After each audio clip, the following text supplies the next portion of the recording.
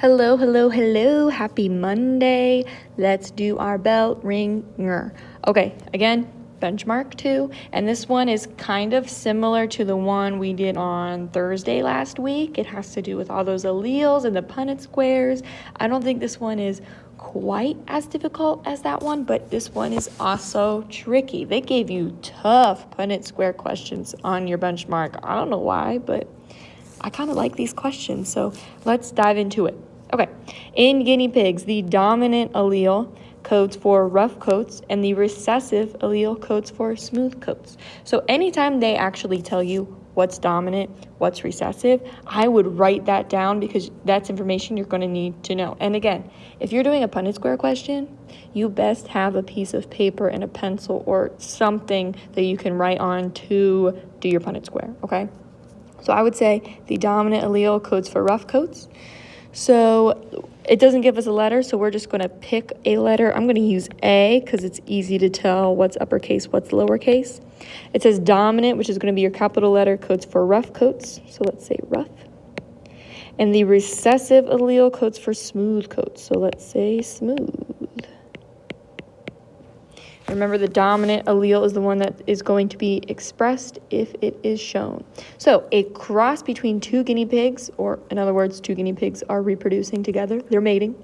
A cross between two guinea pigs produces two heterozygous rough coat guinea pigs for every two smooth coat guinea pigs. Now remember, we've got heterozygous, which means two different alleles. And homo, we remember, means same, so that means both alleles are going to be the same. So that means we have two heterozygous rough, so uppercase, lowercase, because they're different. There's 1, 2, and we know it's going to be rough because it has that dominant allele, and that dominant allele will always win out. So 2 heterozygous for every 2 smooth coat, and since smooth is recessive, we know there can't be any dominant alleles present, so it has to be 2 lowercase a. So for 2 smooth coats, so there's 1 smooth coat and there's 2 smooth coats. Okay, so these are the offspring. Now it says, which statement best explains these results? Okay, so here we are going to have to do, you guessed it, more Punnett squares. Exciting. So first it says, one parent was homozygous dominant. Remember, homozygous, meaning they are the same, and they're dominant, so 2 dominant alleles. Now, they don't tell us the other parent. However, if we even just pretend to make a Punnett square without even filling in the other parent, remember, you always drop down the person or the alleles on top. And right away, without even filling in the other ones, we see that each 4 of the offspring will get a capital A. But if you look here, that's not what's happening in the offspring, right? Because 2 of them will have 2 lowercase a's. And here, all 4 of them are going to have an uppercase A. So right away, we know that this cannot be the case, because if we have a homozygous dominant parent, there won't be any offspring that receive 2 lowercase a's, so we can just cross that one out. B says both parents are heterozygous, so let's give that a go. Heterozygous meaning they're different, so we have capital A, lowercase a, capital A, lowercase a. And when we complete that Punnett square, this is what we would get.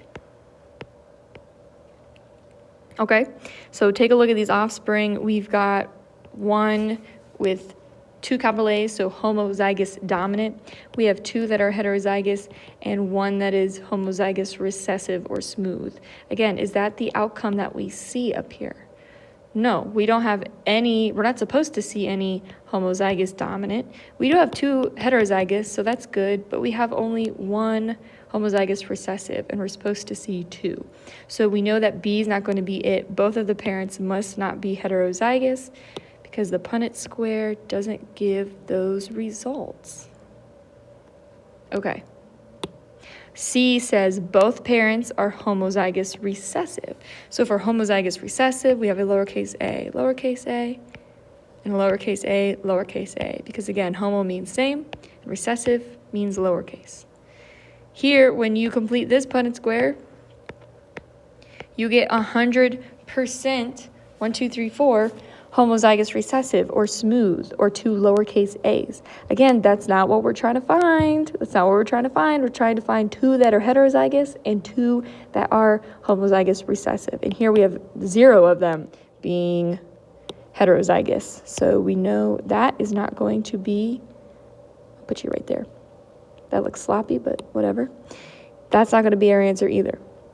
So D is going to be our answer just by process of elimination, but let's check our work to make sure it's true. It says one parent is homozygous recessive.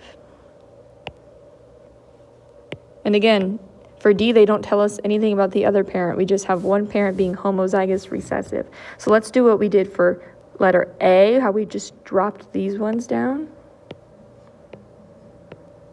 Okay, so here we know, okay, all of them have a recessive allele. That's great. So how do we get these outcomes? Well, we know we want 2 of them. We want 2 of them to be heterozygous. So we want 2 of them to receive a capital A. So if we put a capital A here, we can drag over those capital A's. So those are good.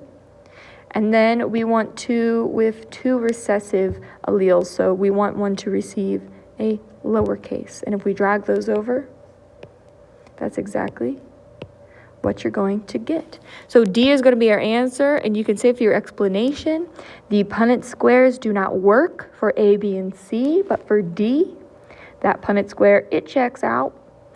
All right, go ahead and put your answer. I'll see you down there at direct instruction.